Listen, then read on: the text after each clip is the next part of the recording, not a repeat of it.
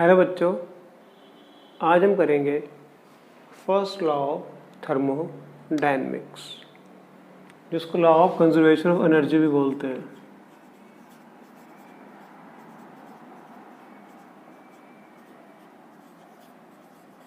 Law of conservation of energy can neither be created nor be destroyed but can be converted from one form to another form। Suppose हमारे पास A है, B है, जो C और D बना रहा है, इसका मास 40 है, इसका 60 है और इसका 80 और इसका 20 आ रहा है। तो ये ठीक है, क्योंकि जितना यहाँ पर था उतना ही यहाँ पर है। ठीक है, टोटल एनर्जी कंजर्व रहती है और उसकी फॉर्म्स जो है वो चेंज होती रहती हैं।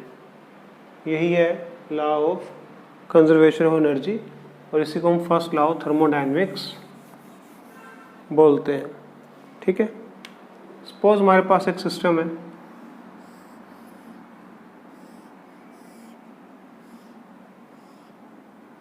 ठीक है। हर एक सिस्टम के अंदर कोई ना कोई एनर्जी होती है जिसको हम बोलते हैं इंटरनल एनर्जी। कई बुक्स इसको ई लिखती हैं, कई बुक्स इसको यू लिखती हैं।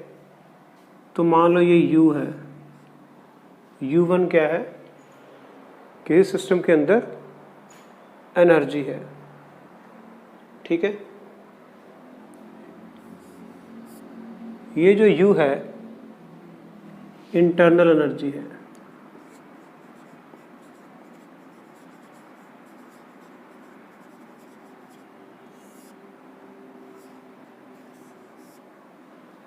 जो माइक्रोस्कोपिक लेवल पे है।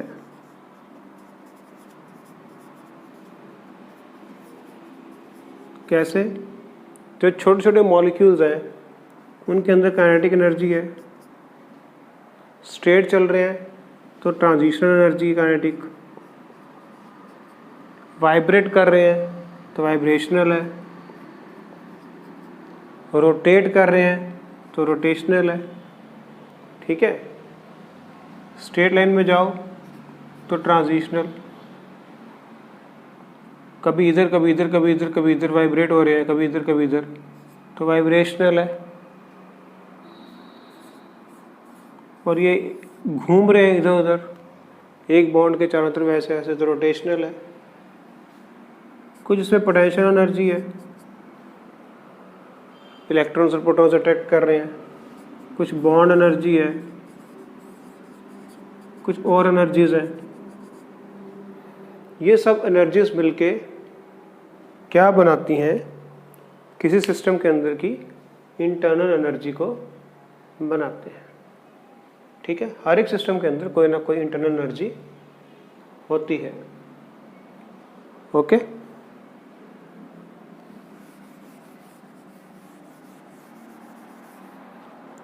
तो इसके अंदर कुछ इंटरनल एनर्जी है U1 और हमने इसको थोड़ा सा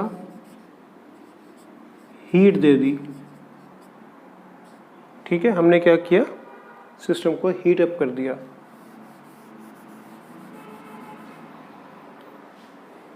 तो हीट हम दे रहे हैं गिवन, और सिस्टम पे हम काम भी कर रहे हैं। काम की बात चलो बाद में करते हैं। अब जब हमने सिस्टम को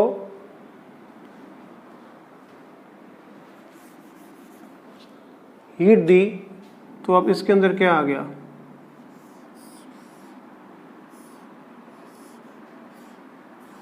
U1 तो इसके पास पहले से ही था,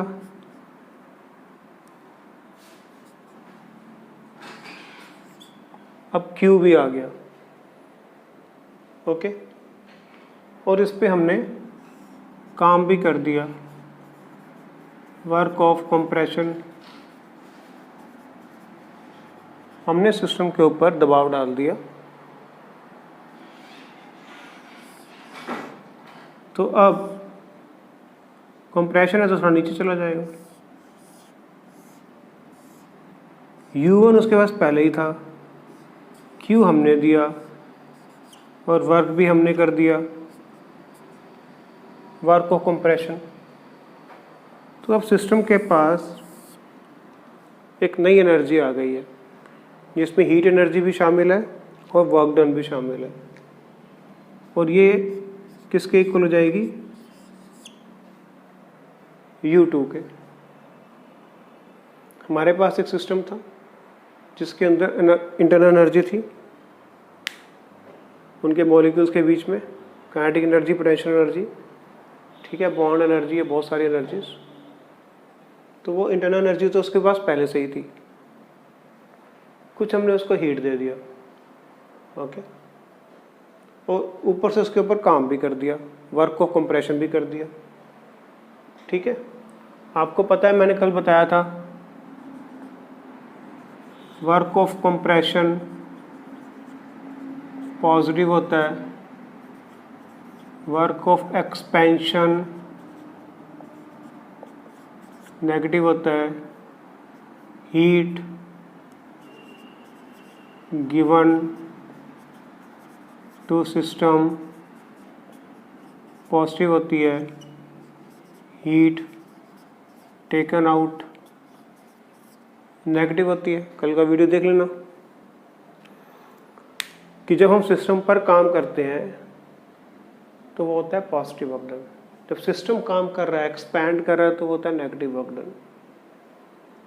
जो हीट हम उसको प्रोवाइड कर रहे हैं वो है पॉजिटिव, और जो हीट वो रिलीज कर रहा है वो होती है नेगेटिव, ओके। तो हम क्या कर रहे हैं, हम हीट उसको दे रहे हैं given to system positive, work done उसके ऊपर कर रहे हैं, वर्क को कंप्रेशन हो रहा है पॉजिटिव। U1, Q और W ने मिलकर एक नई एनर्जी बना दी, जिसको बोलते हैं U2, ओके। तो U2 किसके इक्वल हो गया? U1 plus Q plus W। U2 minus U1 किसके इक्वल हो गया? Q plus W। U2 minus U1 क्या होता है? Delta U। डेल्टा U क्या हो गया? Q plus W। This is the first law of thermodynamics, ठीक है। यहाँ पर Q क्या है? Heat given. वर्क क्या है? वर्क कंप्रेशन का है, हमने सिस्टम पे काम किया है। और डेल्टा U क्या हो गया? Change in energy. कुछ एनर्जी उसके पास पहले से ही थी, कुछ हमने दे दी, मिलके क्या बन गई? एक नई एनर्जी बन गई। तो चेंज इन क्या हुआ? चेंज तो यही हुआ, पहले सिस्टम के पास तो U1 ही था, तो नया उसके पास क्या आया? Heat energy plus work done. तो यही है फर्स्ट लॉ कि जो एनर्जी हमने सिस्टम में चेंज की है वो दो फॉर्म में आई, एक हीट और एक वर्क, ओके। तो हमारे पास फर्स्ट लॉ ऑफ थर्मोडायनेमिक्स आ गया, जो कहता है delta U is equal to Q plus W। इसमें Q जो है हीट गिवन टू सिस्टम है और W जो है वर्क ऑफ कंप्रेशन है, ओके। क्लियर?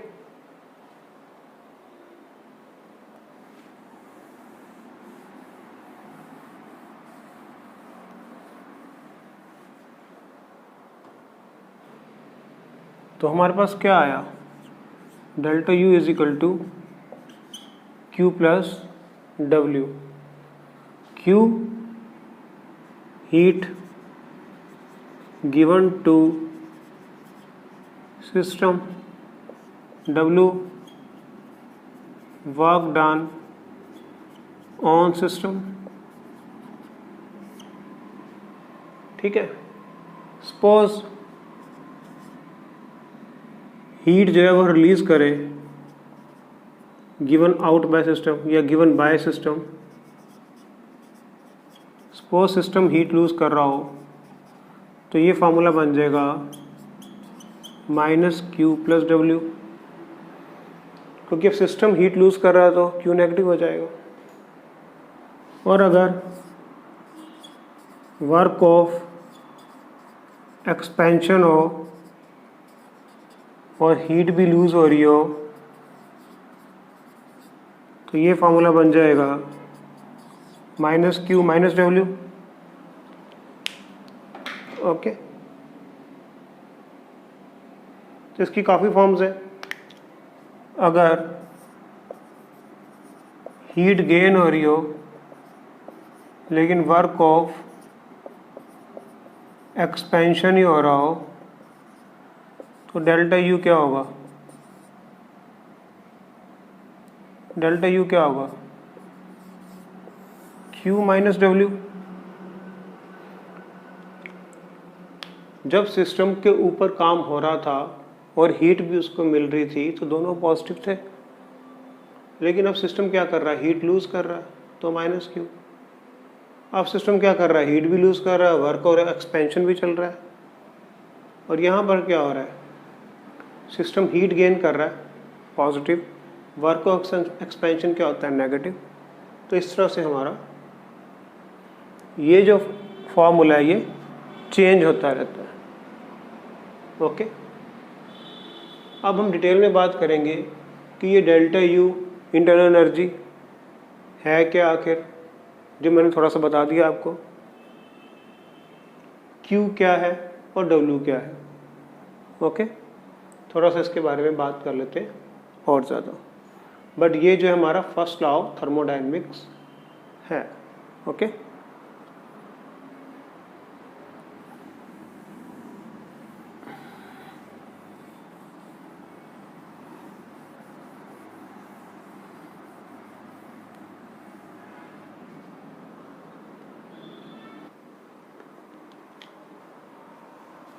तो हम डेल्टा यू की बात करते हैं, इंटरनल एनर्जी की।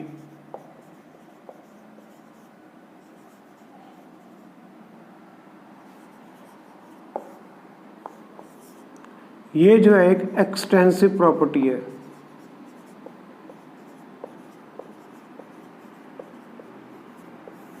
फर्स्ट लेक्चर में हम पढ़ चुके हैं एक्सटेंसिव प्रॉपर्टी क्या होती है, which depends on quantity. Quantity बढ़ा देंगे तो इस पर भी फर्क पड़ेगा। ठीक है, दूसरा ये स्टेट फंक्शन है। स्टेट फंक्शन का मतलब हुआ which does not depends on the path. ये पाथ पे डिपेंड नहीं करता।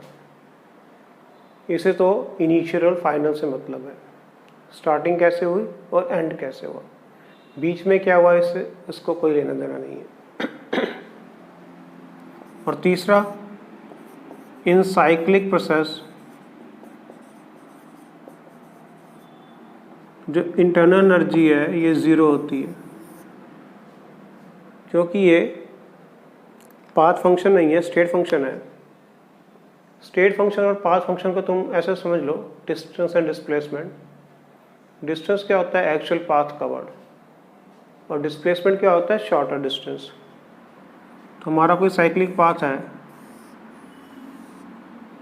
तो गया यहाँ से, ये स्टार्टिंग पॉइंट था, ये इसका फिनिशिंग पॉइंट है, तो इसकी सपोज अगर कोई चल रहा है तो उसकी डिस्प्लेसमेंट ज़ीरो होगी, इस तरह एनर्जी भी ज़ीरो होगी। ठीक है, जो एनर्जी है वो स्टेट फंक्शन है, बाकी वर्क डन और हीट जो है वो पाथ फंक्शन है। उनकी बात अभी करते हैं हम। ये अभी कर ले, मैंने पहले भी एग्जांपल दिया था कि सपोज एक बहुत ऊंची बिल्डिंग है, उसके टॉप पे पहुंचना है हमने, चाहे हम लिफ्ट से जाएं, चाहे हम सीढ़ियों से जाएं, चाहे हम ऊपर से हेलीकॉप्टर से उतरे, तो पहुंचेंगे तो टॉप पे ही। हमारी एनर्जी तो सेम ही रहेगी तीनों की, ए बी सी की, लेकिन क्योंकि वो क्या है, स्टेट फंक्शन है, वो डिपेंड नहीं करता आप सीढ़ियों से आए किससे आए। लेकिन वर्क डन क्या है? पाथ फंक्शन है, वो डिपेंड करता है। सीढ़ियों से जो गया वो बेचारा ज़्यादा थक गया होगा, as compare to lift, as compare to helicopter. तो वर्क क्या है? पाथ फंक्शन है। वर्क कभी ज़ीरो नहीं होगा, it can never be zero. इस तरह हीट भी पाथ फंक्शन है, वो कभी भी ज़ीरो नहीं होगी। जो स्टेट फंक्शन होता है वही ज़ीरो होता है। हीट एंड वर्क क्या है? पाथ फंक्शन है, और ये क्या है? स्टेट फंक्शन है। ठीक है, तो हम बात कर रहे हैं इंटरनल एनर्जी की, जो कि एक एक्सटेंसिव प्रॉपर्टी है, जो स्टेट फंक्शन है। और साइक्लिक प्रोसेस में इंटरनल एनर्जी क्या होती है? ज़ीरो होती है। और इंटरनल एनर्जी जो होती है उसको मेजर करने के दो तरीके हैं। एक तो यही है जो हमने अभी किया था, Q प्लस डब्ल्यू, या फिर NCV डेल्टा टी। एक ये तरीका है। यहाँ पर CV क्या है? Specific heat capacity at constant volume. ठीक है, specific heat capacity at constant volume, ये हमेशा ही ट्रू रहेगा बात।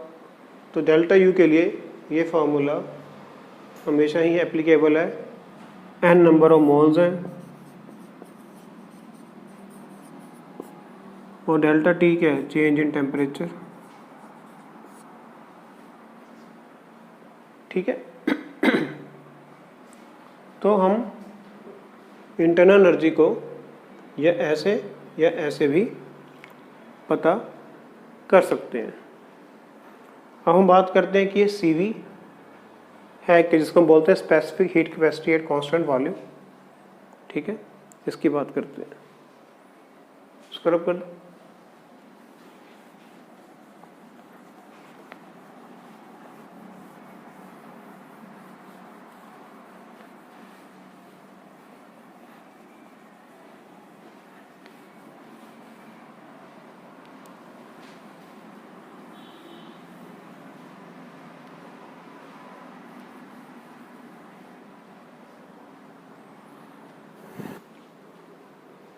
तो फॉर आइडियल गैस हमने एक किया, डेल्टा यू क्या होता है? NCV delta T. और CV क्या होता है? CV होता है F/2R। अभी F क्या है? Degree of freedom. ठीक है, F क्या है? Degree of freedom. F की वैल्यू 3 है मोनोटॉमिक के लिए, F की वैल्यू 5 है डायटॉमिक के लिए, F की वैल्यू 6 है ट्रायटॉमिक के लिए। ठीक है, ऐसे आप याद कर सकते हो। और R हमेशा क्या लोगे? गैस कांस्टेंट 8.314 जूल पर केल्विन पर मोल, या 1.98 होता है लेकिन 2 ले लो, कैलोरी पर केल्विन पर मोल।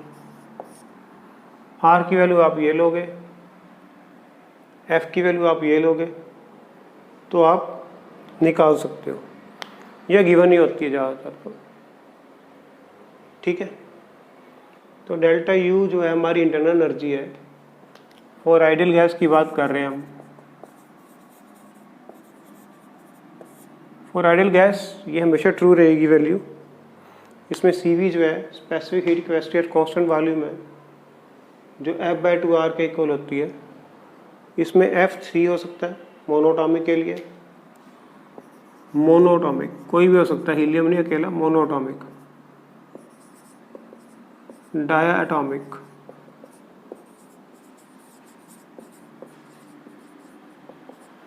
पॉलीएटॉमिक। ओके, तो इस तरह से हम CV निकाल सकते हैं। तो ये तो हमारी बात हो गई इंटरनल एनर्जी की। और एक बात आपने याद रखनी है, जो इंटरनल एनर्जी है is always directly proportional to temperature, always। ठीक है, इसकी बात आगे जाके आएगी। अभी इतना याद रखो कि इंटरनल एनर्जी जो है वो आइडियल गैस के लिए, for ideal gas internal energy जो है is directly proportional to temperature. तो ये हमने इंटरनल एनर्जी की बात कर ली, जो कि एक्सटेंसिव प्रॉपर्टी है, स्टेट फंक्शन है, साइक्लिक में ये ज़ीरो हो सकती है, और CV कैसे निकालते हैं। ठीक है, क्लियर।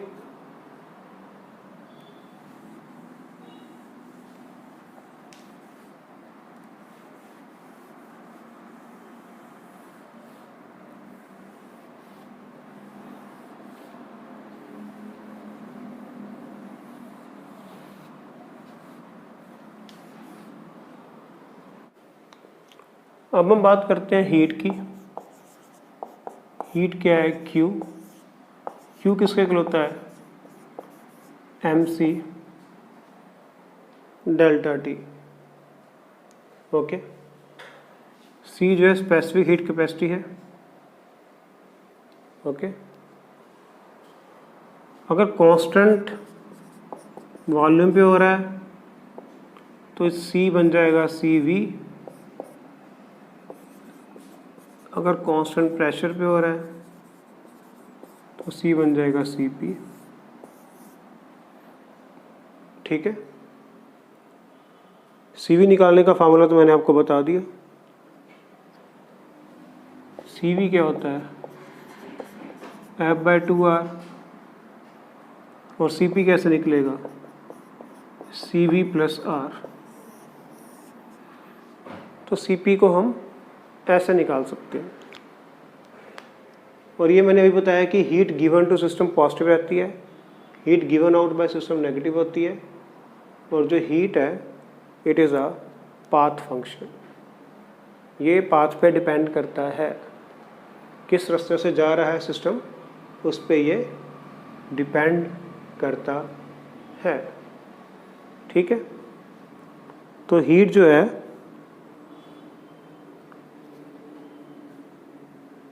वो पॉजिटिव रहती है जब सिस्टम को हीट दी जाती है, और नेगेटिव होती है जब सिस्टम हीट लूज कर रहा होता है।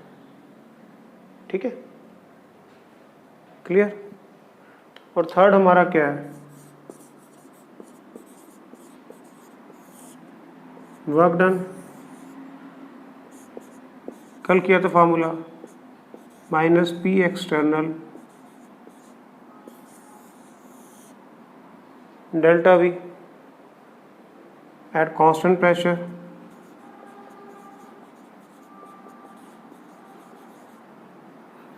और अगर कांस्टेंट प्रेशर ना हो, कांस्टेंट प्रेशर ना हो तो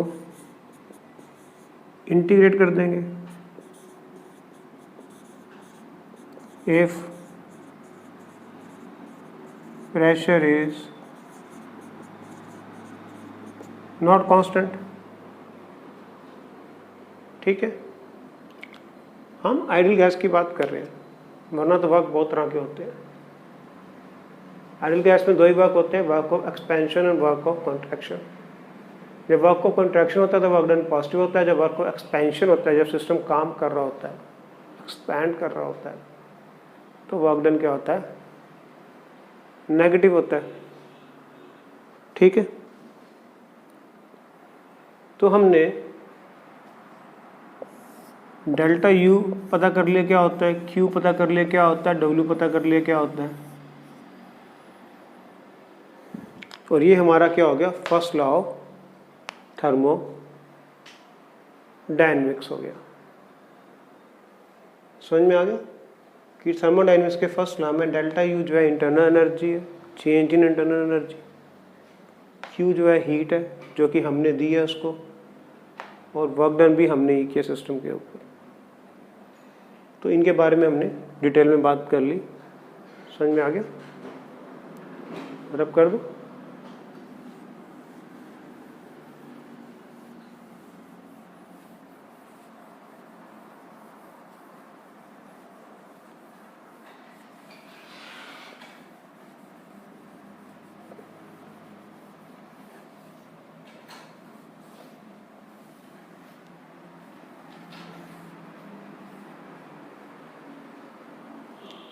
हमने कहा जो Q होता है वो क्या होता है, NCV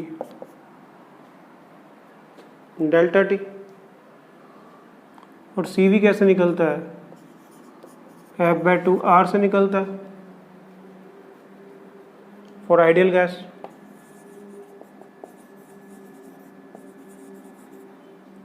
और CP कैसे निकलता है, CV+R से निकलता है। तो आपको पता ही कैसे होता है कि CP कैसे निकलता है, CV+R से। ये कैसे आया, ये एक फेमस रिलेशनशिप है, इसको हम बोलते हैं CP - CV = R। तो हम इसको प्रूव करने की कोशिश करेंगे कि CP - CV = R कैसे होता है। तो हेडिंग डाल लो, एट कांस्टेंट वॉल्यूम। सपोज हमारे पास एक सिस्टम है, इसमें गैस है, हम इसको हीट दे रहे हैं, ठीक है, लेकिन इसको हमने पिस्टन फिक्स कर दिया, अभी एक्सपैंड नहीं हो सकती। तो इसका वॉल्यूम तो चेंज होगा नहीं क्योंकि एट कांस्टेंट वॉल्यूम है। और DQ क्या होता है, स्मॉल चेंज की बात कर रहे हैं, फॉर 1 मोल की बात कर लेते हैं, CV dt हो जाएगा। और वर्क डन क्या होगा, 0। फर्स्ट लॉ ऑफ थर्मोडायनेमिक्स क्या है, dq = du + dw। Work of expansion है, हो नहीं रहा अलग बात है, तो उसको नेगेटिव लेंगे तो इधर आके इधर आ जाएगा। तो ये भी फर्स्ट लॉ ऑफ थर्मोडायनेमिक्स की इक्वेशन है। dq क्या है, CV dt। du क्या है, वो निकाल रहे हैं, और dw क्या है, 0। तो हमारे पास क्या आ गया, एस कांस्टेंट वॉल्यूम जो du है वो आ गया CV dt के। ओके, हम इस बात को प्रूव कर रहे हैं अब कि CP = CV+R कैसे होता है, या CP - CV = R, ऐसे लोग ज़्यादा जानते हैं इसको। तो हम बात करें पहले एट कांस्टेंट वॉल्यूम की, फॉर 1 मोल हमारा जो फिक्स है ये, इसको हम चेंज नहीं कर सकते, वॉल्यूम फिक्स हो गया, तो वर्क डन 0 हो गया। DQ क्या होता है, स्मॉल चेंज के लिए CV dt। First law of thermodynamics ये कहता है, उसमें वैल्यू पुट कर देंगे तो हमारे पास आ जाएगा du = CV dt। रब कर दूं,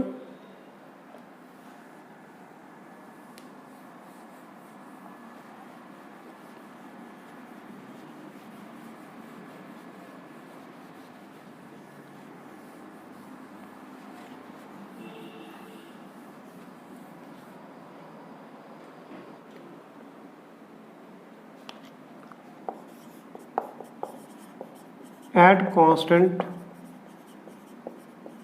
प्रेशर DQ क्या हो जाएगा, CP dt। वर्क हो रहा है इसलिए PdV, और du क्या हो जाएगा, CV dt, क्योंकि टेम्परेचर जो है सेम है, और du जो है वो टेम्परेचर पे डिपेंड करता है। इंटरनल एनर्जी जो होती है टेम्परेचर पे डिपेंड करती है, तो टेम्परेचर सेम है तो हम इसकी वैल्यू ये भी पुट कर सकते हैं, ठीक है। थर्मोडायनेमिक्स क्या कहता है हमें, du + dw, वैल्यू पुट कर दो,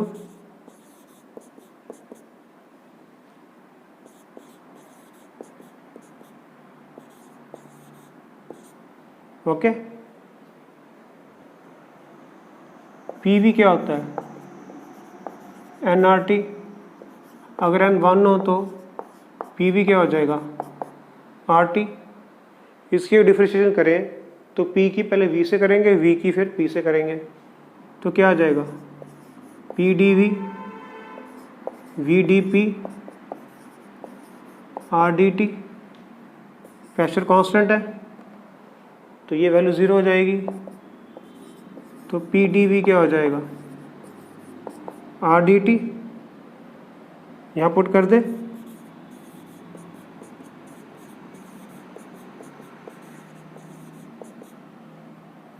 डी टी से डी टी, डी टी से डी टी कट गए, तो हमारे पास क्या आ गया, C P is equal to C V plus R, या C P minus C V is equal to R. ठीक है, ये हमारा रिलेशनशिप है।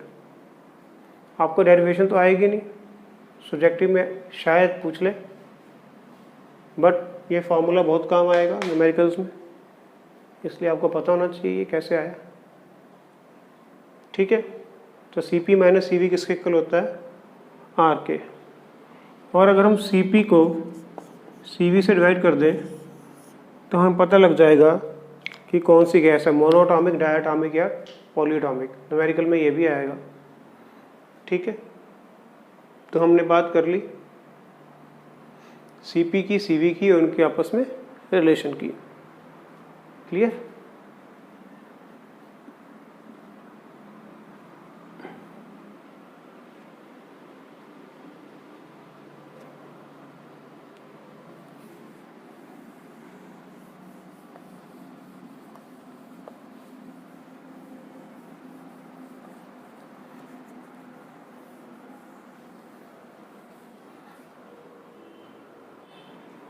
न्यूमेरिकल लिखो, calculate work of expansion when 100 gram of water is electrolyzed at constant pressure of 1 atmosphere and at 25 degree centigrade temperature। तो work done क्या होता है, पी एक्सटर्नल डेल्टा वी, जो हमने निकालना है, लेकिन वी की वैल्यू नहीं पता। वी क्या होता है, N R T upon P, और हमें एन भी नहीं पता। वो कैसे आएंगे, वाटर की इलेक्ट्रोलिसिस करोगे तो क्या आएगा, ये बैलेंस्ड होगी। यहाँ पर कितने मोल्स हैं, 3। वाटर का वेट कितना है, 36 ग्राम में हमारे पास 3 मोल्स आते हैं, तो 100 ग्राम में कितने आएंगे,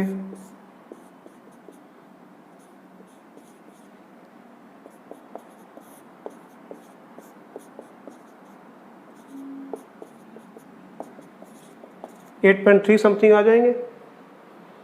ठीक है, ये वैल्यू यहाँ पुट कर देते हैं, 8.3 और 0.821, टेम्परेचर 298, प्रेशर 1। ठीक है, इसको कैलकुलेट कर लोगे तो अराउंड अबाउट 203.8 लीटर आपके पास क्या आ जाएगा, वी आ जाएगा।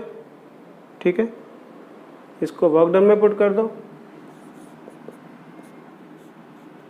कितना, 1 इंटू 203.8, ये आपके पास क्या आ जाएगा, वर्क डन। ओके, तो यही हमने निकालना था, वर्क ऑफ एक्सपेंशन कितना हुआ, सिस्टम काम कर रहा है ना, तो डब्ल्यू क्या आएगा, नेगेटिव। Okay, clear? पहले हमने क्या किया, मोल्स निकाल लिए, मोल्स को यहाँ पुट करके वी निकाल लिया, वी को यहाँ पुट करके डब्ल्यू निकाल लिया, बस इतना सा काम है। ठीक है,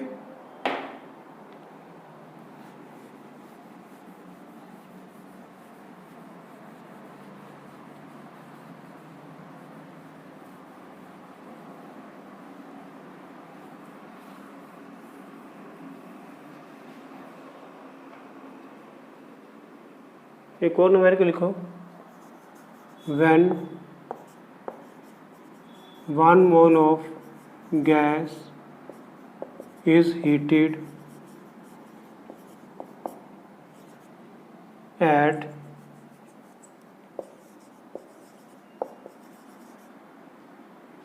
constant volume and temperature is raised from 298 to 308 Kelvin, heat supplied to gas is 500 joule. Find the internal energy. ठीक है, तो ये हमारा न्यूमेरिकल है। वॉल्यूम क्या है? कांस्टेंट, तो क्या हो जाएगा? एट कांस्टेंट वॉल्यूम 0, तो Q जो है वो du के इक्वल हो जाएगा। ठीक है,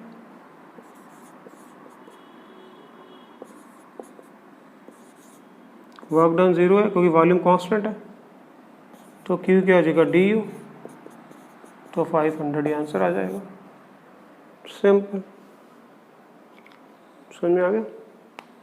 क्योंकि हमारे पास कांस्टेंट वॉल्यूम है, कांस्टेंट वॉल्यूम में वर्क डन तो 0 ही होगा, तो Q क्या हो जाएगा? 500। Clear?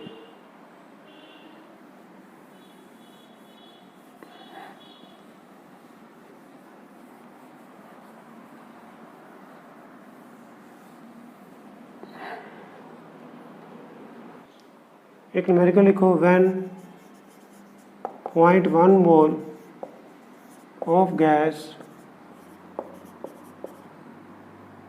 absorbs heat of 41.75 joule and change in temperature is 20, find whether gas is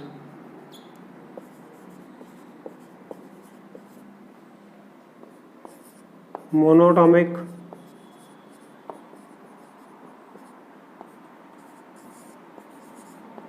diatomic, triatomic,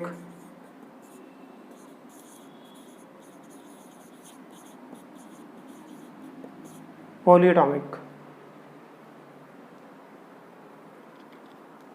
तो इसके लिए हमें क्या चाहिए? एक Cp चाहिए, एक Cv चाहिए। Cv क्या हो जाएगा? Q upon N into T, है ना, यही होगा। ये क्या आ जाएगा? Around about 20.875। Cp कैसे आएगा? Cv plus R,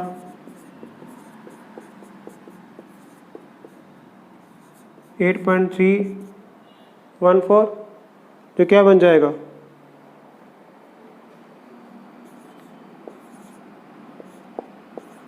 29.189। और Cp अपॉन Cv कितना हो जाएगा?